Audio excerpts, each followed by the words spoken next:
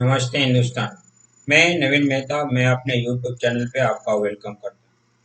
Friends, इस video में बहुत ही इम्पोर्टेंट से टॉपिक देखेंगे। ये टॉपिक है रिलेटेड जो आज 1 फरवरी 22 जो है, मीन्स 1 फरवरी 2022 को बजट पास हुआ है।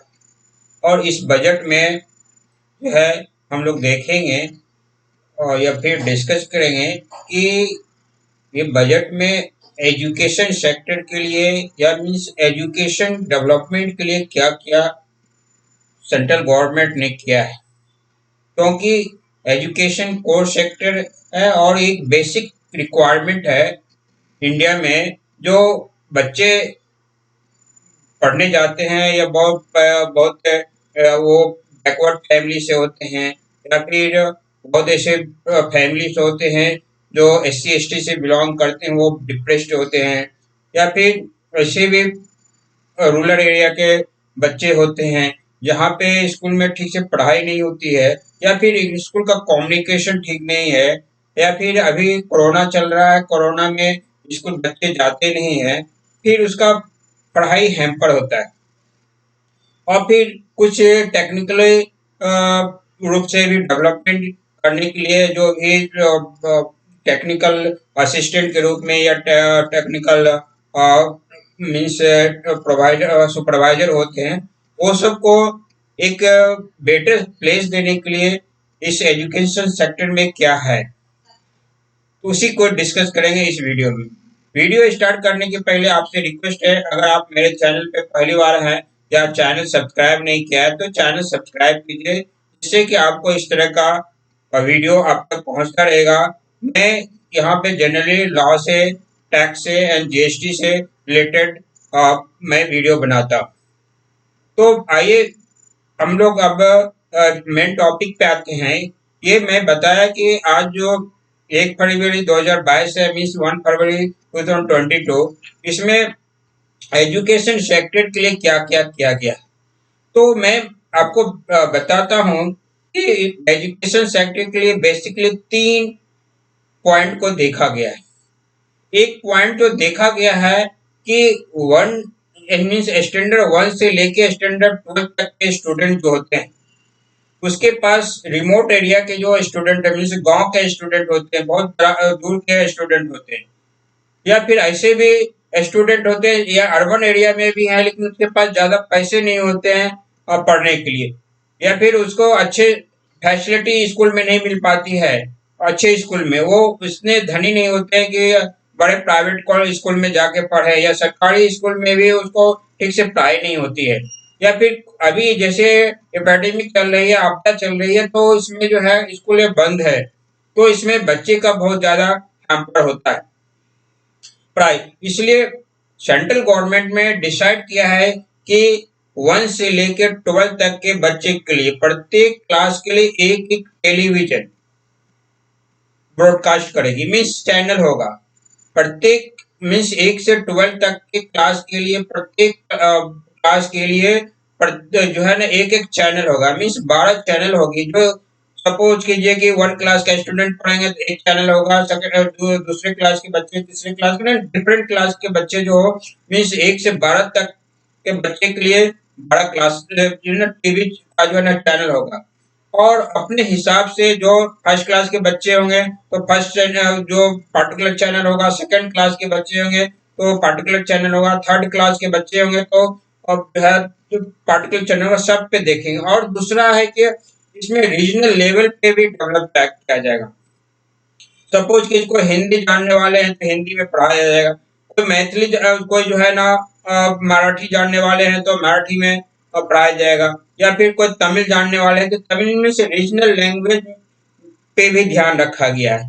तो बेसिकली जो है ये बहुत ही जो है वेलकम स्टेप है सेंट्रल गवर्नमेंट का, जो एजुकेशन को डेवलपमेंट करने के लिए और ऐसे बच्चे को देने के लिए सोच रही है जो गांव में रहते हैं, जिसको ठीक से एजुकेशन नहीं मिल पाता है, या फिर शहर में भी रहते हैं तो वो अच्छे तरह से बड़े स्कूल में नहीं जा पाते हैं, या एपेडेमिक आता है या किसी तरह का आपदा आता है तो स्कूल बंद हो जाती है तो बच्चे पढ़ नहीं पाते।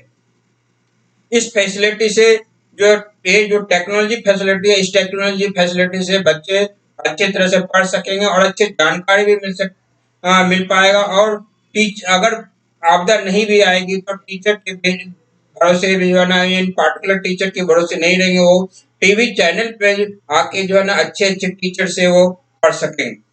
दूसरा जो है चेंजेस है कि यूनिवर्सिटी, फॉरेन यूनिवर्सिटी को भी यहाँ पे डिफरेंट डिफरेंट कोर्सेज चलाने के लिए जो है दिया जाएगा, उनको अप्रूवल किया जाएगा। इससे क्या होगा कि फॉरेन टेक्नोलॉजी लेके भी आएगी, फॉरेन का एजुकेशन सिस्टम जो है ना उससे भी यहाँ पे के बच्चे जो है ना या फिर यंग जो है और उससे फेमिलियर होंगे और उससे वो बेनिफिट ले पाएंगे।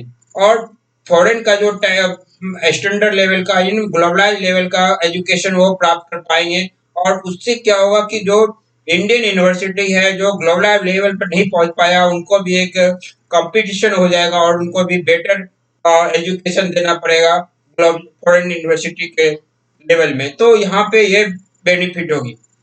दूसरा तो ये हुआ। तीसरा क्या मेन है कि आईटीआई जो कॉलेजेज होती है, मीन्स आईटीआई कॉलेज में जो टेक्नोलॉजी के बारे में पढ़ाया जाता है, वो बेसिक लेवल का टेक्नोलॉजी पढ़ाया जाता है। जहाँ पे जो ना टेक्नीशियन बनते हैं, किसी कंपनी में जाते हैं तो असिस्टेंट टेक्नोलॉजी टेक्नीशियन के नाम के रूप में काम करते हैं, जिनका बहुत बड़ा इम्पोर्टेंट रोल होता है। तो उनको जो है आईटीआई कॉलेज में जो है नए जो है टेक्नोलॉजी के बारे में पढ़ाया जाएगा, जैसे ड्रोन के बारे में पढ़ाया जाएगा। क्योंकि आज इंडिया में या किसी भी कंट्री में ड्रोन का बहुत बड़ा इम्पोर्टेंस हो गया है। ड्रोन का कई लेवल में यूज होता है। या तो वार में कहते अगर युद्ध होती है तो वहां पे युद्ध ड्रोन का यूज होता है, या फिर आप किसी को सामान एक प्लेस से दूसरे जगह पहुंचाना है तो उससे भी ड्रोन का यूज कर सकते हैं। तीसरा क्या होता है कि अगर आप पॉडकास्ट करने के लिए यूज भी कर सकते हैं, ड्रोन में टेक्नोलॉजी लगा के पॉडकास्ट कर सकते हैं, मीन्स वेदर कैसा है नहीं है। एग्रीकल्चर में भी ड्रोन का यूज करने की बात चल रही है, और एग्रीकल्चर का मौसम का जो है फोरकास्ट कर सकती है ड्रोन के थ्रू। तो ड्रोन एक बहुत ही इम्पोर्टेंट अभी बन गया है टेक्नोलॉजी के रूप में, इम्पोर्टेंट थिंग है जो बहुत ही रिक्वायरमेंट है हर प्लेस पे। या तो आप वॉरशिप के लिए बोलिए, या फिर आप डिलीवरी ऑफ गुड्स के लिए बोल सकते हैं, या फिर फोरकास्ट वेदर के लिए बोल सकते हैं। इसके अलावा ड्रोन के द्वारा जो है रूरल एरिया में अगर जहाँ पे फार्मिंग होती है वहाँ पे वो दवाई भी छिड़क सकती है, वहाँ पे वो डिफरेंट टाइप का जो है ना केमिकल का यूज भी छिड़काव कर सकती है जो है फसल पे। तो ये सब यूजेज होती है ड्रोन का। इसी में जो है आईटीआई कॉलेज में भी और एम्फेसिस दिया जाएगा, सेमी कंडक्टर को यूज करने के लिए सिखाया जाएगा कि सेमी कंडक्टर कैसे बनाया जाता है। कि किसी भी डिवाइस के लिए सेमी कंडक्टर बहुत मायने रखता है, और इंडिया का रिक्वायरमेंट है। इंडिया में जो मोस्ट ऑफ जो है सेमी कंडक्टर इम्पोर्ट किया जाता है, और इम्पोर्ट करने से क्या होता है कि वहाँ पे ज्यादा फंड पीपल को देने पड़ते हैं, महंगा होता है, और इम्पोर्ट होके आता है तो यहाँ पर जो गुड्स बनती है, जो भी सामान बनते हैं सेमी कंडक्टर के बेसिस पे, वो महंगे होते हैं। लेकिन यहाँ इंडिजिनियस जो डेवलप किया जाएगा, इससे क्या होगा कि एक तो टेक्नोलॉजी का एनहांसमेंट होगा, फिर यहाँ पे पीपल फेमिलियर होंगे टेक्नोलॉजी से, तीसरा कॉस्ट भी कम पड़ेगा। तो ये सब लेके जो कॉस्ट मैन्युफैक्चरिंग कॉस्ट सेमीकंडक्टर कम पड़ेगा, उसके बाद सेमीकंडक्टर के बेसिस पे जो प्रोडक्ट बनेंगे उसका भी कॉस्ट कम होगा, तो आउट ऑफ इंडिया नहीं जाएगा। और फिर जो है अगर मास लेवल पे इसका प्रोडक्शन चालू हो सकता है तो अदर कंट्री में भी जहाँ पे सेमीकंडक्टर की रिक्वायरमेंट होगी वहाँ पे भी ये एक्सपोर्ट कर सकते हैं। इससे क्या होगा कि बिजनेस भी डेवलप हो सकता है। तो यही तीन बेसिक जो है एजुकेशन सेक्टर में सेंट्रल गवर्नमेंट ने ध्यान दिया है, और तीनों जो है बहुत ही इम्पोर्टेंस है। और ये इम्पोर्टेंस सेंट्रल गवर्नमेंट के द्वारा जो दिया गया है वो एजुकेशन के सेक्टर को बूस्ट करेगा, और जो इसको रिक्वायरमेंट है, बेसिक रिक्वायरमेंट है, उसको भी डेवलपमेंट होंगे, फिर टेक्नोलॉजी के रूप में डेवलपमेंट होंगे, और रिक्वायरमेंट का भी फुलफिलमेंट होगा। तो फ्रेंड्स इस वीडियो में इतना ही। अगर मेरा वीडियो इन्फॉर्मेटिव लगा तो मेरे वीडियो को लाइक कीजिए, शेयर कीजिए, साथ ही मेरे चैनल को सब्सक्राइब कीजिए, जिससे कि आप मेरे चैनल से जुड़ सकें। Thank you. जय हिंद।